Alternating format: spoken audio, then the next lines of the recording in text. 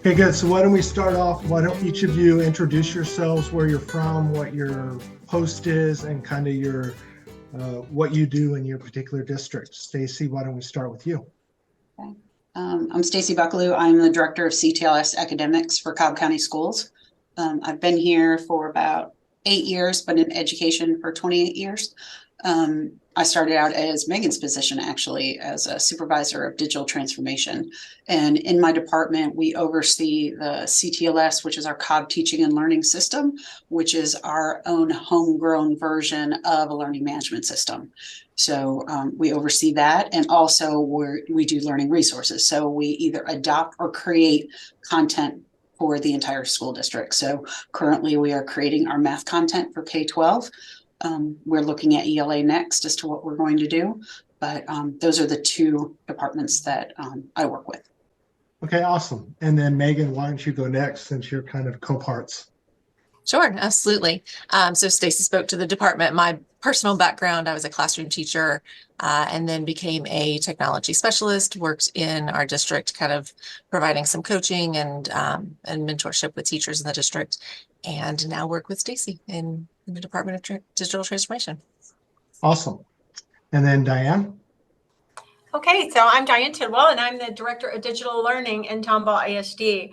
My department and library services, I should mention. So kind of crosswalk there on responsibility.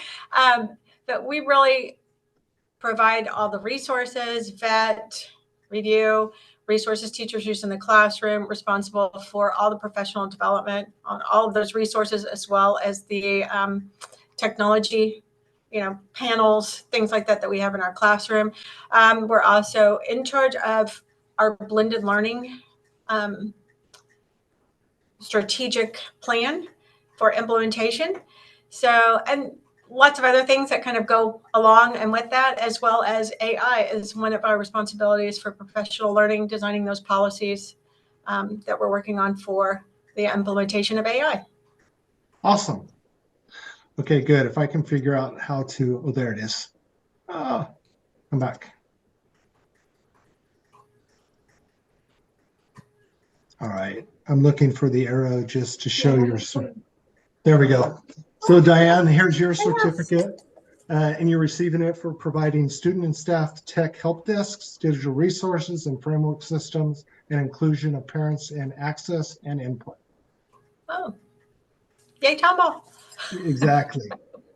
And then Cobb County for exceeding early innovation of process to arrive at data driving instructional management so that every student and the entire teaching and learning process gains new levels of personalization towards higher achievement. So very well done for those accomplishments for both of your districts. So I'm going to get into a little discussion about one, why we chose you and kind of your thoughts on what's occurring in the education market. So let's start with, as far as digital transition, what are you and your districts the most proud of? And then I guess Meagan or Stacey, either one of you can answer it since you're going to come from the same home. I think what we're most proud of is the fact that we have created such a robust system that's been we put it together with vendor partners. So it's not Cobb County personnel behind the screens writing code. We've worked with vendor partners that have been here since the beginning. And we've created an assessment, a professional learning, communities, teacher and student one-stop shop where everything a teacher would need can come from there. Parents also have access to it. And I think for us, that is a big, big accomplishment. The other accomplishment, and I'll let Meagan go on that, is the creation of content that we were able to create in a very short amount of time. I think it was 9 months. We were able to create math content for all of our K to advanced algebra and have them up and running day one. And our day one, our teachers, our principals and teachers are back in early July. So new teacher orientation was like mid-July.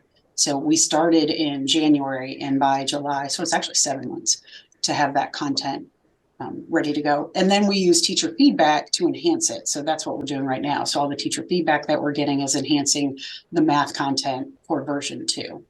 So Megan, do you want to talk a little bit more about CTLS? And yeah, the last thing that you mentioned was what I was going to kind of focus on, was just the fact that what I'm most proud of is our feedback cycle. Just the fact that from the platform itself to the content, there is a constant cycle of receiving and compiling that feedback and then sharing that with our vendor partners, seeing what would be feasible for enhancements and feature releases and things like that.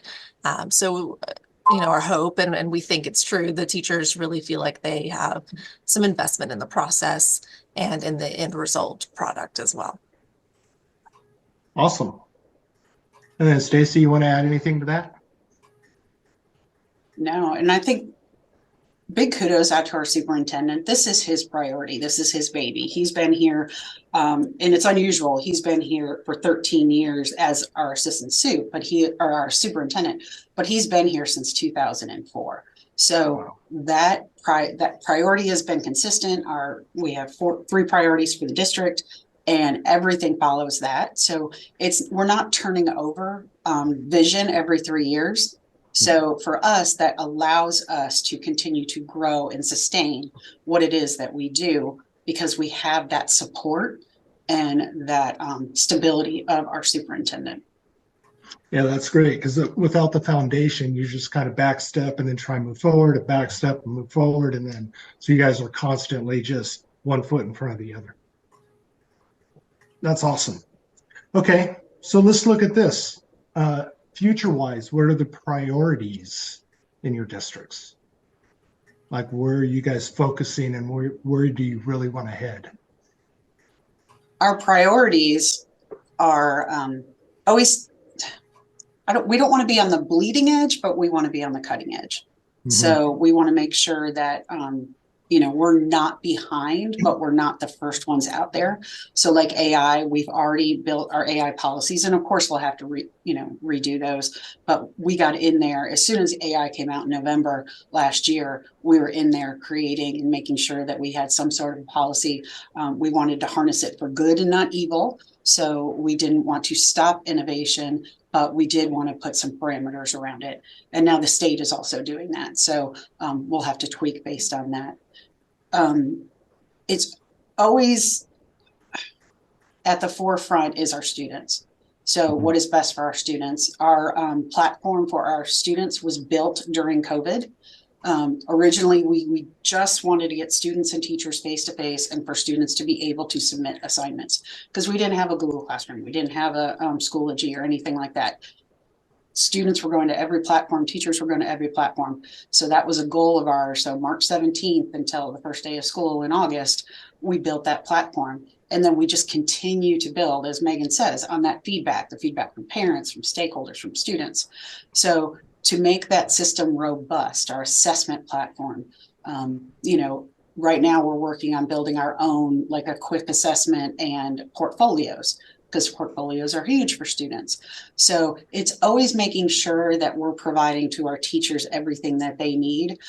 The content that we have for them, we call it a floor.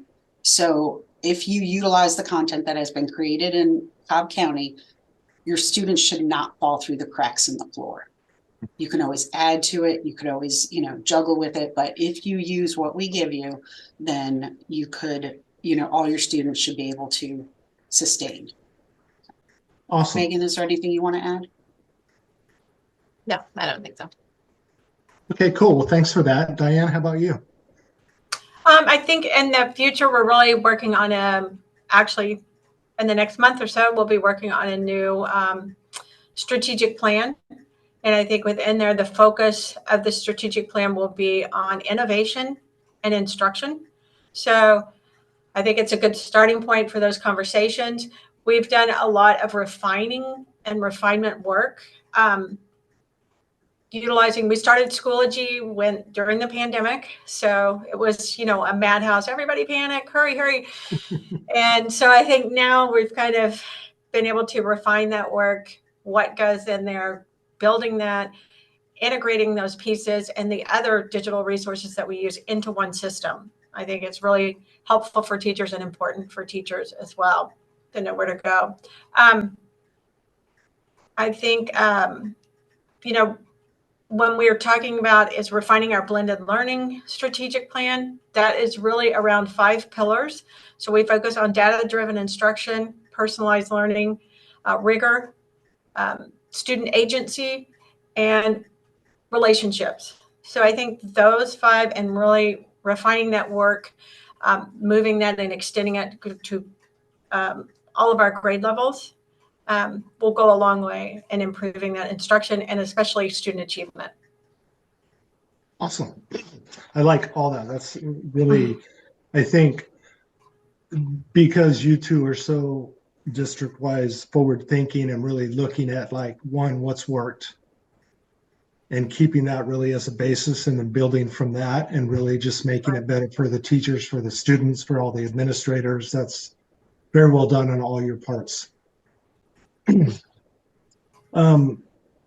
I think I saw all of you in the briefing this morning, so I just wanted to pick your brain a little bit on what are your thoughts on the pressures in the market for more dramatic change and perhaps a metamorphosis through AI? Diane, you want to start with that? Oh, thanks. I was hoping they would go first. I think the impact, we're right now, we have a plan in place for the implementation. We have policies in place. Those will be changing because that was way back when we first started the school this year. So obviously we've already seen that change. I think what we're trying to focus on is not so much the product as the process. Doesn't matter which tool you use, really about where it fits an instruction, how it can impact and where it can impact. You kind of have different uses. We've got administrative uses or what I call like productivity uses. Great. I think our teachers understand that. I think the big change will be in instruction and in learning. Where does it fit? How are we going to utilize that in instruction and learning? Balancing that with, of course, safety and security for our privacy, and with integrity. So those 2 things, I see it. Yes, we're definitely going to be using it in instruction and learning, but really how are we going to do that? Okay. And Stacey and Meagan, before I move on to you, Diane, just real quick, what were your thoughts on what Leilani was talking about in regards to the model and the form and what AI plays a part in all that? Me? Yeah. Sorry. Yeah, I was looking at that. And, it's going to take, that's a huge shift and what we're used to. That's a huge shift. And I think, while I think it's amazing, I think it's got tremendous potential for education to really improve, enhance, all of that. I think we've got to really work on communicating a clear plan and design to everybody. And that includes parents, teachers, community. And, even at the state level, we have so many, I'm in Texas, and we have so many state mandates and legislative things that we're required to meet and continuously adding on to those, that it's really difficult for us to maneuver within those structures that are so put in place at the state level. Yeah. So I'm not really sure. That's kind of something that definitely needs to have a clear plan, strategic plan as to how you would go about those changes. And maybe you start kind of small. Maybe you start in a smaller campus, grade level, something like that you kind of start and you can show the impact. Yeah, that's what we're kind of finding as we travel in the different districts that are maybe looking at this or willing to actually take part, as they'll go do a middle school. Or they'll do a certain portion of a grade or a certain class. and see how that rolls kind of as a pilot. Right. And Right. then, move And you've forward. got the data to show the impact and change. So, Yeah, because nobody wants to jump into something like with no data, right? right. That's just asking for it. Okay, good. Stacey, Meagan, you want to comment on the briefing and what you thought about the metamorphosis in AI? With AI, I mean, it's like, I agree with Diane 100%, is that we need to tread carefully, but not too carefully. I mean, our first thing was to get the policies out there, just like Diane did, but we know that they're going to change. Organically, I think is the way to go, is that you're going to have, because you have to have school administrators on board, you have to have teachers and parents on board, educating them, making sure that everybody knows what's going on, and have a good plan and a communication plan at our level before we start trickling it out. You had said something also, we're talking about vouchers right now. That's where we're at, is that we believe, and just like Leonie showed, is that Georgia will most likely adopt vouchers in March. So it's become a marketplace now. How do we market our school district for our parents and our students? So we're looking at more outside the box. Our CVA, our Cobb Virtual Academy, which is our asynchronous program, asynchronous program, is branching out to look at bringing in others from other school districts because they can't afford or they don't have their own Cobb Virtual Academy. So we're expanding that way. AI, we're dipping our toe in, we're checking it out, we're making sure where it fits, because just because it's there doesn't mean it fits everywhere in education, and that's a pedagogical switch. I mean, that is changing from what teachers do. It's like when the computer came out, or even the calculator came out. I mean, it changed everybody's view and how they had to teach.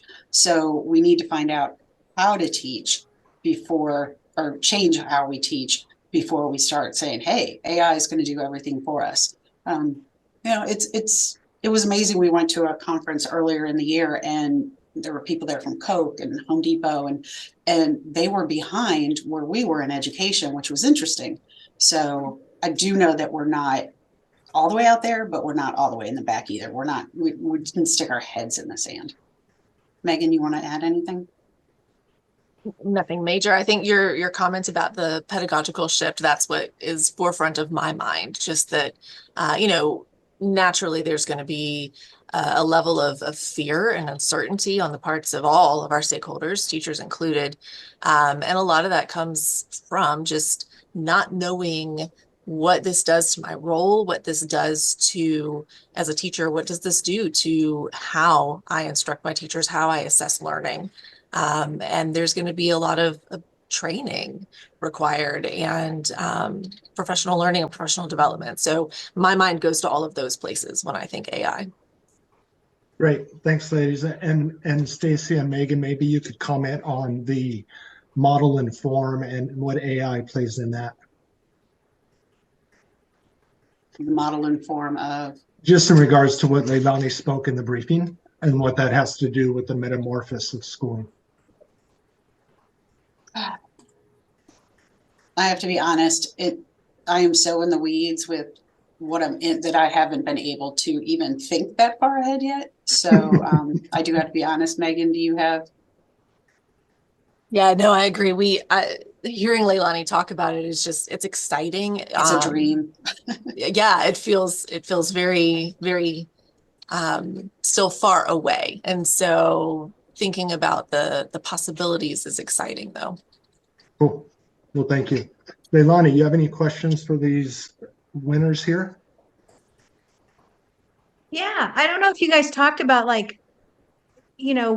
are you going to do right now in 2024? Like, it sounds to me like you're investigating things and, kind of percolating around the edges of AI and that kind of thing.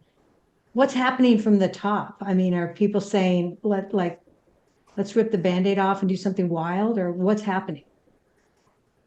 Our school district isn't like that. Data drives instruction, just like it does with Diane. We would need more data to drive a big change like that.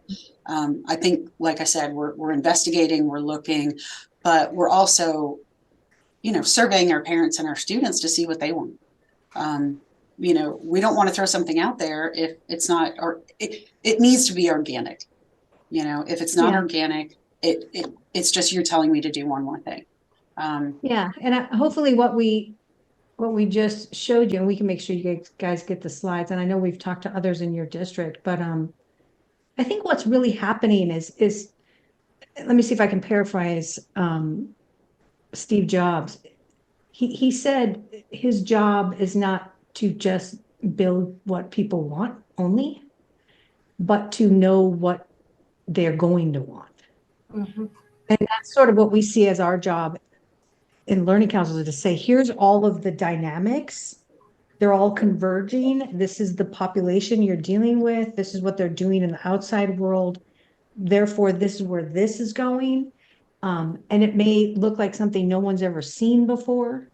So that's I think that's really the challenge for you guys in the districts, is to see the future and go, okay, what if we, and then instead of just asking them what they want, saying, this is what could be, how do you like them apples, right? Like, so does that make sense to you? Because I think the brand of schools is human. You know, you're human. You've got a lot of humans. And that's not something that's happening in the online world so much, right? So it's how do we elevate that humanness while still transitioning to a flexible, more personalized thing? And I think that's your challenge, is build that future and then have them weigh in. Does that make sense, Stacey and Diane and Meagan? Yeah, but at the same time, because we may be going voucher, is that we also have to remember that these are our customers now. So it's not a matter of giving them something and say, how about them apples? It's let's personalize. Let's find out what you want. And then of course we're going to have to do the investigation. We're going to have to be ahead of it. But at the same time, we have to give our students and parents what they ask for, in addition to what they don't know that they don't know. So it is a fine line between it. Yeah, it's kind of like, here's what it could be, you know, and then, okay, well, you want that. Okay, well, all right. Yeah, it's a juggling act. What do you think, Diane? Well, I think, our product, and then for lack of a better term, our product is students, educated students, I should say. And that product has changed over time, but we're still doing the same thing that we've been doing from the original product. I think providing them lots of opportunities to experience those things they might not otherwise be able to, or know that they're interested in. We're talking about providing a kind of a hub for AI and virtual reality, kind of trying to be a hub where other districts can come and kind of learn how we're utilizing AI in a special, but it would be kind of a special program. So I think that's a start. We'll focus over here, and then hopefully that kind of trickles out into our general population of students. So I think we're kind of dipping our toes in there, but in that change, but it's going to be a slow process. Well, right there right there's a big change, because what you've then done is you've stepped out beyond what has been traditionally your limits, right? Your borders, and you're now becoming part of a greater matrix. And just so you guys know, we've looked at the gig economy and what's growth. And last year we surveyed, would teachers be willing to work from home and do gig teaching? Huge propensity to want to do that. People, like the gig economy of teaching and tutoring is just at a massive growth rate. So thinking of yourself as what you deliver, Diane, and using any resource, anybody from anywhere, and sharing yours out, that's a huge shift, right? Just right there. Yeah. Meagan, your thoughts? Sorry, I heard Doug start. I saw a question in the chat and got distracted by that, because it's something I was thinking earlier as well. And I really appreciated the question in the chat is how do we define AI? Is it just ChatGPT, or is it other things? And I really appreciated, Leilani, how you had that slide earlier with just, it's not just ChatGPT, right? Like you've got the different aspects and elements. And I think that is also a really important part of this conversation as well, particularly in our context. Yeah, because Yeah, 'cause spatial temporal is a game changer. Being able to auto cohort everything changes the entire structure. But then embedded AI, the kind where machines talk to machines, would be able to tell you where a student is. Like if a parent walks into the building, you'd be like, well, their machine is currently in room 101B, because there's no more, defined order to who's what, where, what, which hour kind of a thing. So you'd need that. You'd need recommendations engine AI, because if you can imagine, you'd first build your full pathway, and then you'd get to the point where we're like, well, let's create another customization of the same course only for this learning difficulty, and then for that one. And so you'd have the same course offered 16 different ways. It could be amazing, right? But I'm talking about, far down the road. But that recommendations engine AI could be good. This kid needs to, and AI can do that easily, right? If it's pointed at that. In fact, I've been telling publishers, listen, there's going to come a time where you need to open your systems for all your tagging for everything, so that AI can look at it and go, you need these 16 resources from these 27 places. So that's coming, right? Like right now, AI is a souped up, ChatGPT is a souped up search engine, right? It's machine learning, that's really what it is right and if now. you don't have your resources open to the open internet, it's not going to find those. Mhm. Right. So there's going to be a big shift in that too. So thank you for that comment. But yeah, and then I found, I was just at a conference myself, I found there's also voice AI, right? So you can talk to all the machines in the room, Mhm. and so there's interesting things happening. But thank you guys for your comments very much. That was very interesting. Yeah. Any final words? Because then we're going to duck off and do our next panel. Thank you. No, thank you very much. Yeah. Thank you guys for joining us. Thank you for being winners this year. Carry on. Yeah, congratulations. Thank you very much. All right. Well, I'll take it from here, and we'll go to our next panel.